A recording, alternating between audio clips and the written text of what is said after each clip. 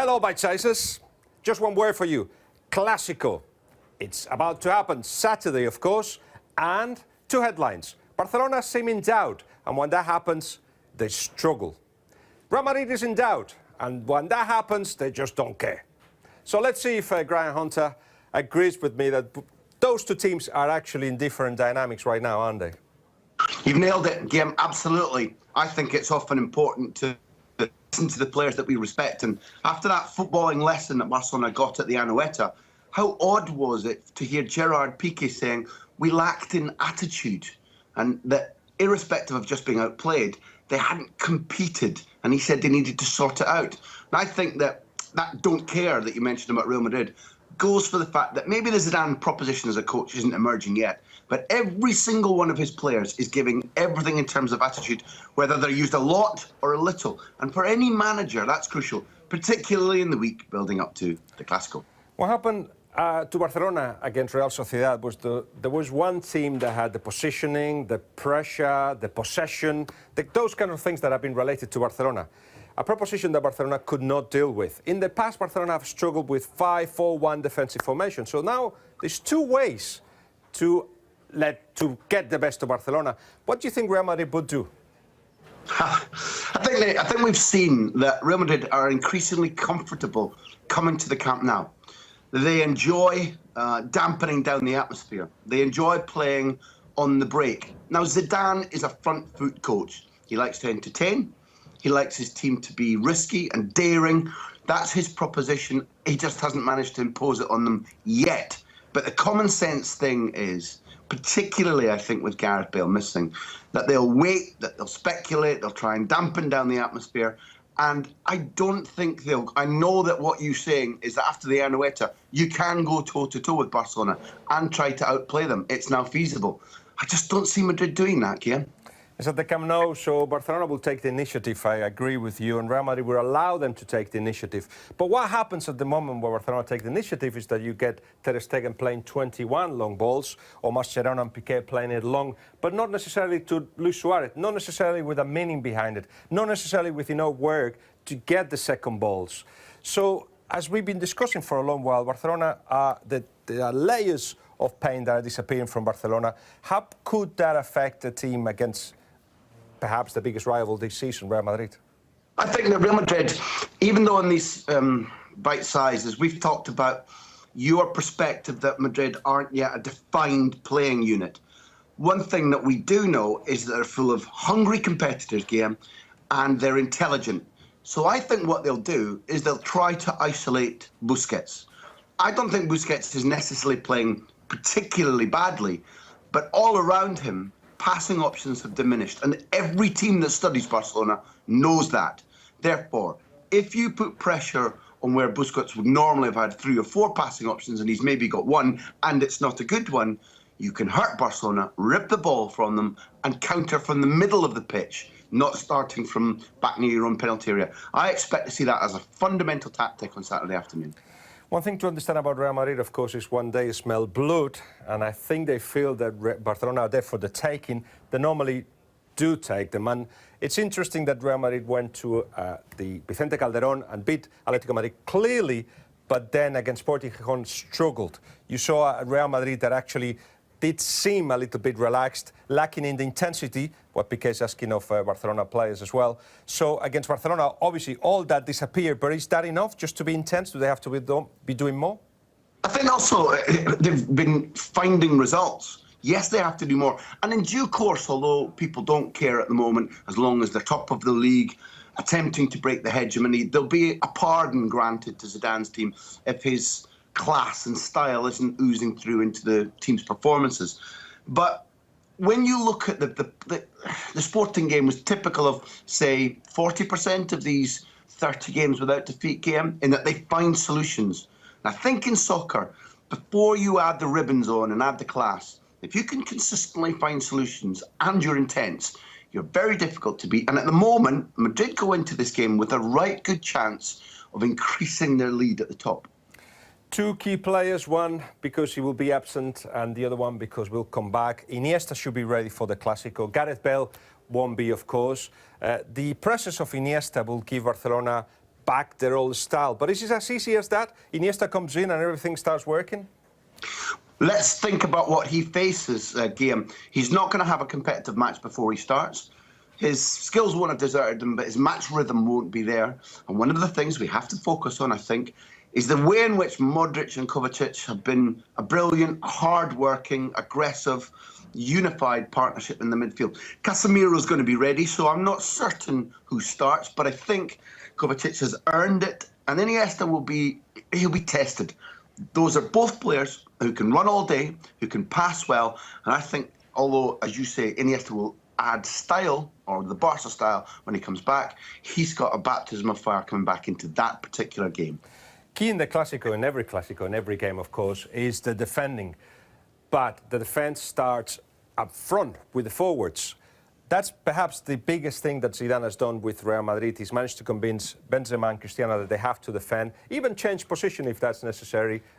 When it was against Sporting, for instance, they moved from a 4-4-2 to a 4-3-3 formation. They're all happy to follow the line of Zidane, but the front three of Barcelona don't defend. Do you think they'll have an influence in the game? It's sad to watch. You remember whenever we were in the Camp Nou over the years, Guillem, in the mix zone, talking to defeated teams, and they didn't always say, oh, well, Eto'o or Messi or Xavi just ripped us apart. They will often say, oh, it was horrible to play against Barcelona. We were getting harried and pressed, didn't have time on the ball. Teams do now. Teams generally have time on the ball. The fact that Messi is playing deep not only takes him, he's not one of the world's great pressers, although he worked his socks off at the Anoeta. If he's playing deep, Guillem, he's not pressing up front. And that your concept of defence starting from the front three almost doesn't exist at Barcelona now, and that makes teams have easier times playing against them, building against them. Another thing that Real Madrid have got certain advantages in the second string. You've seen that Real Madrid, where Lucas Vázquez plays, Morata's injured, of course, but when he does as well, when Kovacic plays, they do make a difference. At Barcelona, you don't get that with Andre Gomes. Denis Suarez played well against at the weekend, but you still have got defining players coming from the bench for Barcelona. So will that have a relevance at the game? It has to. I think that Real Madrid, for months, Guillem, have been playing like an 18-man group. Now, the one thing that I don't want to join in, which is the Catalan media and the Madrid media saying Barcelona have nothing, have no solutions on the bench. They were involved in a really big project in the summer of signing guys who have to find their feet, who are developing. Gomez has been asked to do something new compared to before, asked to be much more disciplined, to run with the ball less. Titi looked like a fantastic signing, has been out injured. Slowly, we're beginning to understand what Arda is for. Does Arda, once he was ill at the weekend, does he merit a place up front? He might do. I think that there are resources, but Barcelona haven't had the time to develop them yet. So, again, right now, Madrid's solutions on the bench, that 18-man team rather than Barca's 12 or 13-man team, gives them an advantage, Guillem. There was no doubt that until the recent appearance of Cristiano Ronaldo as a regular goal scorer, Gareth Bale was actually the most influential player of Real Madrid.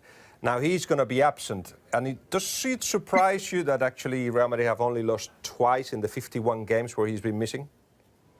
I think that one of the things that I would argue is that across their team, they've got so many goal solutions that might answer that question.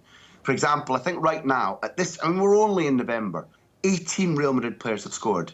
Now, in my time in Spain, by the end of a season, you might see a successful team, Atleti, for example, when they won the title, with 18 different goal scorers. But by November, I think that partially answers your question. Yes, Bale is crucial, creates, his athleticism shows, his aerial ability makes him stand out in Spain.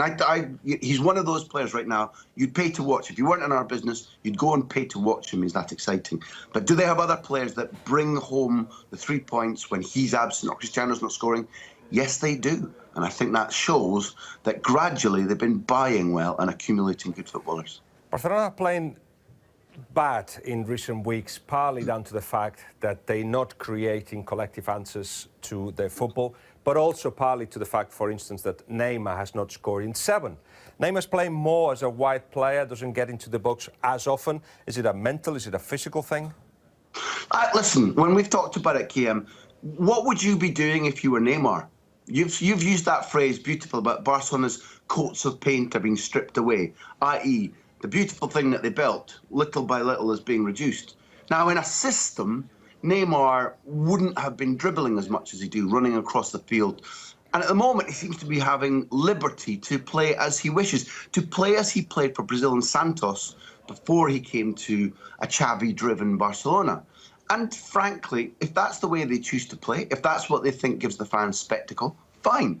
Is it as effective? Does it make him as effective? No. It's further evidence of a Barca system which is being discarded, dismantled, and a Barca system which is going to, are the individual players going to do something special today? And that's not as good as what Guardiola built and what Luis Enrique prolonged in his first season at least. I'll give you a few seconds to think of what would be key in the game, because for me it would be Marcelo Messi. The fact that Messi doesn't track back, but of course when he has the ball is absolutely crucial. That will give Marcelo so much space up front, and so only Sergi Roberto to defend. That, I think, could be key, because Marcelo, when that happens, becomes the most creative player of Real Madrid, the most influential player of Real Madrid. Where do you see that game being won or lost? I'm going to be repetitive because I believe it so much.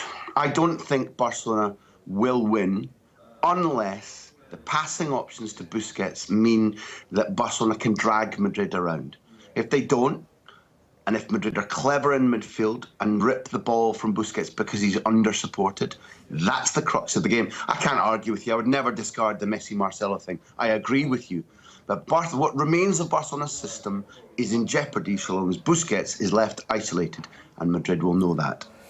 The last bit I'll ask you, and there's the dreadful prediction. If I can start, I think normally happens in the Clásicos that the team that needs the points more tends to win. That should be Barcelona. And of course, they're playing at home. What do you think? Madrid 2-1 game, simple as that. Barcelona are capable of winning. They will, like Luis Enrique said at the Anoeta, they will lift their game. It's the Clasico. Are they on form to win it? I don't know. I think Madrid can, and I think they may impose themselves 2-1. Well, I'll see you Saturday, and all of you as well. I'll see you Saturday. Remember, there's a huge show taking place in Sky Sports. Facebook Live from 3 p.m. and then the game, the full game from 5:15 on Sky Sports. Don't miss it. Enjoy Sky Sports Live on all screens, on the go, and the best bits on demand.